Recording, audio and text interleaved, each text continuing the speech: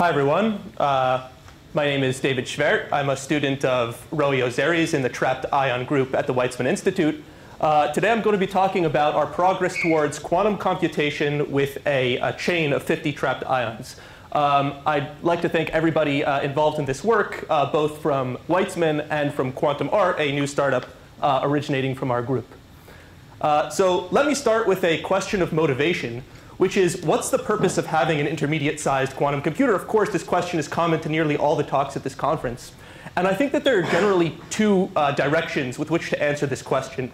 One is, of course, that it could potentially be used for NISQ applications, which may yield quantum advantage in the near term. As we've heard, this could be variational quantum algorithm, quantum simulation, boson sampling, this list goes on. But I think a second potential use for an intermediate-sized platform is actually as a testing ground for studying entangling gates. And specifically, our group is interested in multi-qubit gates and understanding how these operations would scale for larger system sizes. So in other words, we need NISQ devices in order to build the methods for eventually getting out of the NISQ regime. So in particular, my talk today is going to be built of three parts. In the first part, I'm going to give an overview of our experimental setup. I'll highlight those specific features that are relevant to trapping and working with 50 ion chain. In the second part, I'll talk about the advantages of working with multi-qubit gates over your conventional 2-qubit gates. And I'll show that specifically in the context of quantum error correction. In the final part, I'll talk about how we actually plan to realize multi-qubit gates in the lab. So let me start with an overview of our experimental setup.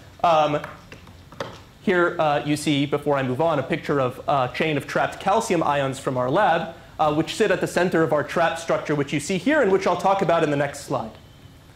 So the first generation of ion traps used in our group looks something like this. These are so-called macroscopic traps in the sense that they have a few electrodes and relatively large electrodes. The problem with this simple kind of trap design is that it can't be used for large chains, which is our goal. And the issue is that you have very little control over the shape of the trapping potential. So if you were to look at the equilibrium positions of the ions in the chain, you would notice something like this. They're far more densely spaced in the center than they are on the sides. And at a certain point, if you keep trying to add ions, this configuration will not be stable. So the second generation trap is the one that we use in our group. It's a stack of 5 fused silica wafers, which you see in an exploded view over here. If you were to take a cross-section of this trap, you would notice something very familiar looking, the classic 3D RF Paul trap configuration with 2 RF and 2 DC electrodes where the ion sits in the center. The main difference comes when you look at the trap from a top view. You notice that it has many more electrodes, and they are very small on the scale of 100 micron. And what this does is it allows us to define a specific trapping potential, particularly one that leaves the ions nearly equidistant from one another. So in this way, we can trap more ions without worrying about the chain becoming unstable. And the ion chain sits over here near the center electrode, and the length of the chain is about 250 micron for 50 ions. So any trapped ion experiment needs to have a very good vacuum, ultra-high vacuum. And if you're trapping longer chains, then the requirement for vacuum is even higher. This is because what you're really concerned about is a collision with a background gas molecule. Now, of course, if you have more ions in the trap, you have more targets for a collision. And such a collision could decrystallize your chain, eject ions from the trap, depending on the energy of that collision. So that's certainly unwanted. Our solution for this is maintaining the trap and the trap mount at a temperature of 6 degrees Kelvin, where our target pressure is around 10 to the minus 13 torr. So here you just see our vacuum chamber setup, and in a zoomed-in view how we mount our trap. And this is only to say that there are a couple of important considerations here. I didn't mention that our cooling system is a closed-cycle helium flow cryostat, which means everything's done with helium gas. There's no need to replenish any liquid helium. One of the downsides there is that the cryostat then introduces significant mechanical vibrations, which we certainly don't want to be coupled to our trap. So that being said, the design considerations that went into this, to this structure are first of all to maximize thermal contact between the trap and the cryostat, or the cold part of the cryostat, which is this piece over here. Also to minimize any heat load on the trap, and also, of course, as much as possible to dampen any mechanical vibrations. So as with any trapped ion experiment, we have many laser-based operations. You can see all of the relevant wavelengths for the calcium ion and also how all the lasers enter our trap. I won't go through all of this. I will just point out an optics challenge when you're working with longer chains, which is that for most of these lasers, with one major exception, which I'll talk about in the next slide, you want all of the ions to see a nearly uniform laser power. That's because most of these operations are global, so you want to deliver approximately nearly intensity to all the ions. One solution we have to that is we can actually send beams along the direction of the chain. So we have a small window that's actually etched into the side of the trap. We can thread a laser through the window, and we're nearly guaranteed that all the ions see nearly uniform intensity. By the way, where is our qubit over here? So we actually embed our qubit in the ground state manifold, the two Weizmann levels in the ground state, in the plus half and minus half levels. These are coupled with Raman transitions, for which we use a 400 nanometer laser. And this brings me to the major exception that I was talking about, which is this 400 nanometer laser that we use to drive quantum gates. And now here, we don't necessarily want all of the ions to see the same laser power. In fact, perhaps the opposite is true. We may want to illuminate some ions while leaving some ions completely dark.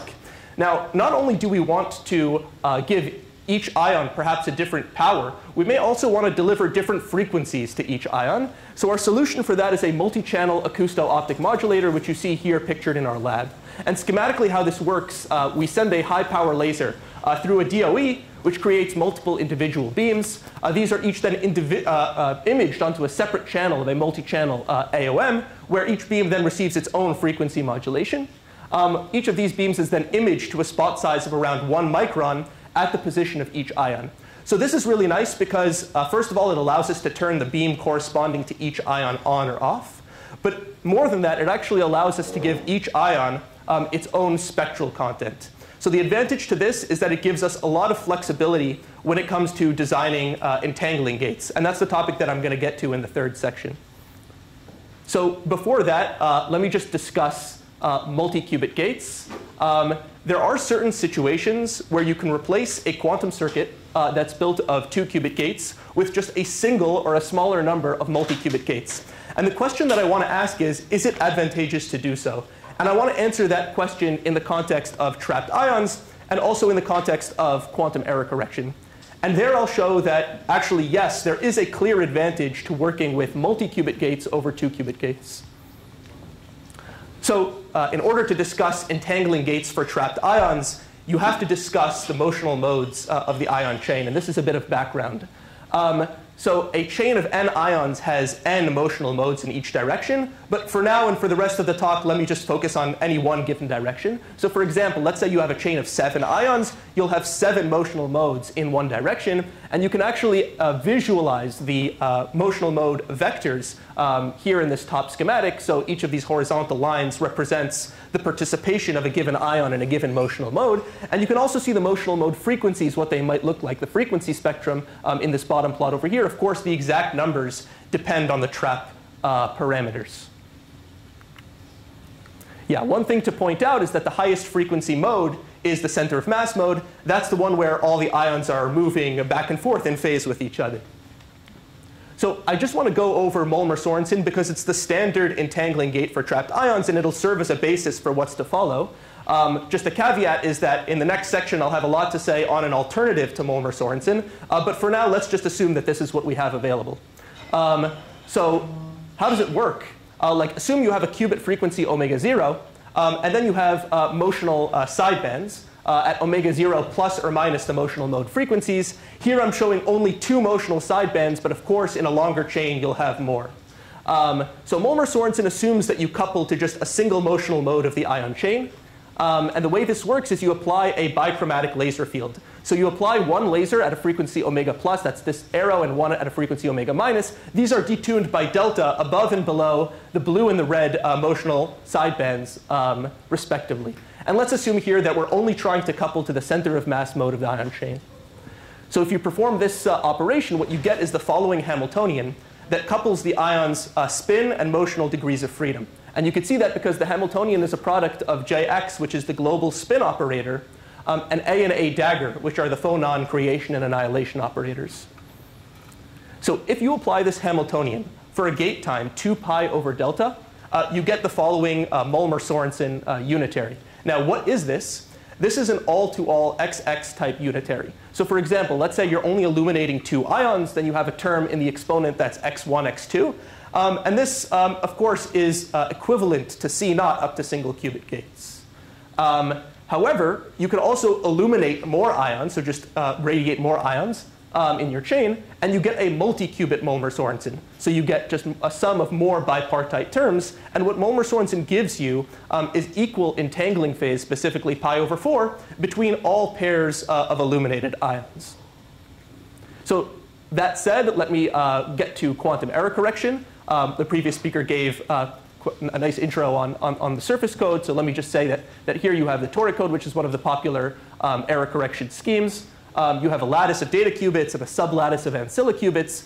The blue and red crosses here represent X and Z stabilizer measurements. And here you see the standard breakdown of these two circuits in terms of C0. Now, OK, we went over how this works. If you have an error at some point in the lattice, it'll be noticed by 2 adjacent ancillas. However, if you have a string of errors traversing the entire lattice, this will not be noticed because this is a logical error. Now, how do you assess the performance of a toric code? Well, what you do is you look at the probability of getting one of these logical errors as a function of the physical qubit error probability, which is essentially just the infidelity of your gate. And you plot this for multiple lattice sizes, and what you get is something that looks like this. And the interesting quantity here is the crossing over point of all of these curves. Because this is the fault tolerance threshold, right? If you can perform your gates below this value with an infidelity below this value, then you're fault tolerant. You can just get arbitrarily good performance by increasing the size of the code. So I want to take a little bit of a deeper dive into the stabilizer measurement circuit. Of course, you have the standard breakdown that many of us are familiar with in terms of C0. But I want to build a trapped ion-specific version of this circuit. So one thing I could do is I could use 2 qubit Molmar-Sorensen gates, which, like we've said, is equivalent to C0 up to single qubit gates. And therefore, unsurprisingly, the circuits look very similar, right? You just have 4 2 qubit C0 gates. But actually, it turns out that you can implement a stabilizer measurement using just a single 5 qubit Molmar-Sorensen gate. And the question is it advantageous to do so? Now, the answer is not obvious because there's a potential trade-off over here. On the one hand, you would think there's an advantage to using multi-qubit gates because you just have fewer entangling gates, right? The depth of the circuit is lower, and therefore you may be less prone to errors. On the other hand, this high-weight operator may also be associated with harmful correlated errors. So you can't really tell immediately which one is better. Now, one thing, for example, that we looked at carefully in this work is error propagation, right? Like, how does an error that occurs at some point over the duration of this gate propagate further as other errors involved in the stabilizer measurement? So in the interest of time, I won't go over the full error model that we use to simulate both of these circuit models in the toric code. What I do want to point out is a very important assumption that we made in this study, which is that regardless of the number of ions involved in a gate, whether it's 2 or 5, the error rate per ion is the same. And what's underlying that assumption is that the fundamental source of error in our system is spontaneous photon scattering. And a scattering error, the probability for a scattering error is linear with the applied laser power. Now, if you're driving a 2 qubit or a 5 qubit Molmar-Sorensen gate, they both require the same amount of laser power per ion, and therefore this assumption is justified for Molmar-Sorensen. However, we'll come back to this at the end of the talk. So let me show the results. So here you see 2 threshold plots. On the top, you see the threshold for the 2 qubit circuit model, where you get 3.7 times 10 to the minus 3. And on the bottom, you have the results for the 5 qubit model, where you get a 40% improved 5.2 times 10 to the minus 3. Now, of course, a higher fault tolerance threshold is better because you have a more forgiving requirement for your gate infidelity. Or in other words, what this is saying is that the multi-qubit gate can sustain up to 40% more error than the 2 qubit gate while still being fault tolerant. And the advantage actually doesn't end there. You can also look at the raw logical error probability in each of these 2 cases. So you can take a curve from each of these plots and plot them on the same graph. And what you notice is that for a range of physical qubit errors, the multi-qubit case outperforms the 2-qubit case in the sense that you get about 6 times better logical error rates. So to summarize, we've seen a clear advantage of working with multi-qubit gates over 2-qubit gates, both in terms of the fault tolerance threshold and in terms of raw logical error probabilities. So now that I've discussed the advantages of working with multi-qubit gates, let me talk about how we actually plan to realize multi-qubit gates in the lab in our system. So I'll start with the limitations of Mollmer-Sorensen, which is the conventional gate. And actually, that doesn't scale particularly well. Now, recall that what we said about Mollmer-Sorensen is you assume that you're coupling just to a single motional mode of the ion chain. Now, that may be fine in this schematic. But a more realistic picture than this, at least for long chains, is something like this. So you actually have spectral crowding of your motional modes. You have a lot of motional sidebands, and they're also very densely spaced in frequency. So if you proceed with this kind of schematic, of course, your detuning from the center of mass mode is far too large in the sense that you're also similarly detuned to all of the neighboring modes. And this will certainly affect your unitary. Now, you might think, OK, if I want to just couple to the center of mass mode, let me work with a tiny detuning, very, very close just to the center of mass. Well, then recall that your gate time is actually 2 pi over delta. So then you'd have to contend with astronomical gate times. But even if you could tolerate very, very large gate times in your system, there's a more fundamental problem with Mollmer-Sorensen that makes it not suitable, which is that it's inherently an all-to-all type of interaction. Now, I'm not saying there's no uses for a large all-to-all type of unitary. For example, the stabilizer measurement circuit that I mentioned in the previous section is an all-to-all. However, this may not always be what you're trying to do in your circuit. So let's say, for example, you want to implement parallel independent unitaries on different ions within your chain. You can't do that with Mollmer-Sorensen. Of course, you'll get all of the cross terms as well, which you don't want. Now, another disadvantage is that this scheme is inefficient if you have a large chain and you're only trying to entangle a small number of ions. And one way to think about that is with Mollmer-Sorensen, at the end of the day, what you're doing is you're exciting the center of mass motion of the entire chain. And you're doing this only to generate entanglement among a small subset of ions. So that can't be efficient. So it turns out that we can actually do better. So what we can do is actually intentionally couple to all of the motional modes of the ion chain, hence multi-mode gates. And the way we do that is we use multiple laser frequencies, or laser tones, that are interspersed throughout all of the motional mode sidebands. And those are these black arrows over here. I'll get to what their relative heights mean in just a minute. So with this type of scheme, you get the following type of unitary. Here you have n entanglement phases, phi j. And here jxj is just the mode-dependent spin operator. And one way to understand this is that now you're not just generating entangling phase in the center of mass mode. You're generating entangling phase in all n motional modes. And this gives you access to a much wider family of unitary operations. Let me just mention, how do you control phi?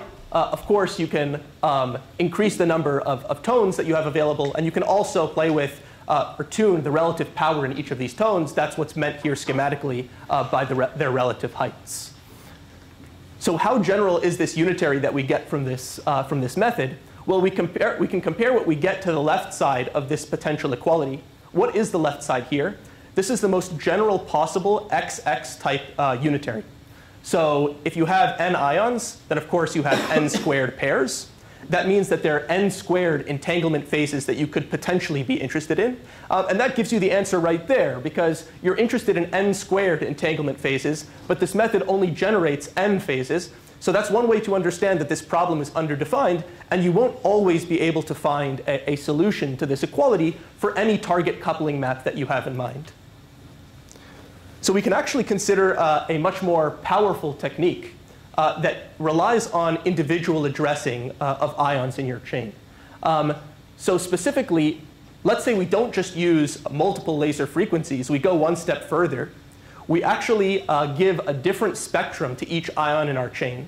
So for example, ion number 1 could get one solution. Ion number 2 could get an entirely different solution. Ion number 3 may not even be participating in this gate, and therefore the power in each tone should just be set to 0, and so on and so forth. And by the way, this is the exact type of capability that's given to us in the lab by our individual addressing system. So with all of these new degrees of freedom, it turns out that we can actually implement any XX type unitary of this form, which is really nice. And we simulate this for multiple different target unitaries. So parallel operations in different parts of the chain, cluster state graphs, completely random unitaries. In each case, we're able to find a solution with very high fidelity. Now, we're not only interested in gates with high fidelity, we're interested in gates that use the total, the least possible total laser power. So here, what we've done is simulate, and let me just mention, we want, or reiterate that we want low total laser power because the higher the laser power, the higher at the end of the day is the error rate. So we've plotted multiple different unitaries in the sense that we look at the laser power required in order to implement them. And we plot, and the x-axis here is actually the matrix norm of this coupling map, theta target. And we see there's a linear dependence. So why is this nice? It's because it actually gives us a metric. If you have some XX unitary that you're interested in, you don't need to know the full solution. All you need to know, all you need to look at in order to determine how much laser power you need to implement it is look at the matrix norm. So of course, this type of gate is very general. It can have countless possible applications. But in order to demonstrate the potential of these multi-qubit gates, I want to actually return to the example of quantum error correction. So earlier in our analysis of quantum error correction, we considered two versions of the stabilizer circuit. One version used 2-qubit gates, 4 2-qubit gates, and one used a single all-to-all 5-qubit gate. Now, the all-to-all gate is fine in the sense that it does implement a stabilizer measurement. However, it's not optimal because you're actually generating too many entanglement phases here. And one way to understand that is you compare it to what actually is the optimal entanglement multi-qubit gate. And it corresponds to this coupling map. So you only have 4 entanglement phases as opposed to 10 for the all-to-all. So this is much more efficient. Of course, earlier, we couldn't do this, right? You can't get this with Mulmer-Sorensen. But with our new protocol for multi-qubit gates, this is actually very easy to do. Not only is it easy to do, it's also efficient in terms of laser power. So if you compare each of these 3 options, and you look at the total required laser power per ion, you'd notice that this one outperforms the other 2. And what that means is that it's also associated with the lowest error rate per ion. So what's the implication of that? That now you'd expect the advantage of multi-qubit gates over 2-qubit gates to be even more pronounced with this type of scheme. So let me take this all one step further. In our analysis of quantum error correction, we did not consider parallel stabilizer measurements. Of course, in practice, when you're running a surface code, you want to implement your stabilizer measurements in parallel because your physical qubits have a finite coherence time. So actually, with our protocol for multi-qubit gates, you can do just this. You can implement all the X or all the Z stabilizers across the entire lattice in a single operation. So for example, we wanted to look at this more closely. So here you have a distance 3 surface code, so a chain of 25 ions. And the gate that we're interested in corresponds to these 4 yellow plaquettes. These are 4 X stabilizers that we want to measure in parallel in a single gate. Here, the blue circles, of course, correspond to ions that are participating in this gate. The orange circles correspond to ions that are ancilla qubits that aren't participating in this particular stabilizer measurement. And I just want to highlight some elements of the solution. First of all, what the gate does in terms of laser power that's applied to each ion. Maybe this is not surprising, but the ions that are not participating in the gate are turned off in the sense that they get no laser power. And conversely, the ions that are most participating in the sense that they have the most entanglement links receive the most laser power. What may be a little bit more surprising is what the gate is doing under the hood in terms of actual ion motion over the duration of the gate. So that's exactly what you see in this plot on the right-hand side. You see the ion motion over the duration of the gate. So what you see here is that what the gate is doing is actually moving the non-participating ions less than the participating ions. Or in other words, the gate is exciting a precise superposition of motional modes that leaves the non-participating ions more stationary. And this is one way to see why these gates are so efficient. So I know this is a NISQ conference, and I've spoken a lot about quantum error correction. But this is mainly just an example. Of course, this protocol for multi-qubit gates can find applications in many NISQ algorithms and beyond. And of course, we're hoping to implement these multi-qubit gates in the lab very soon. Thank you very much.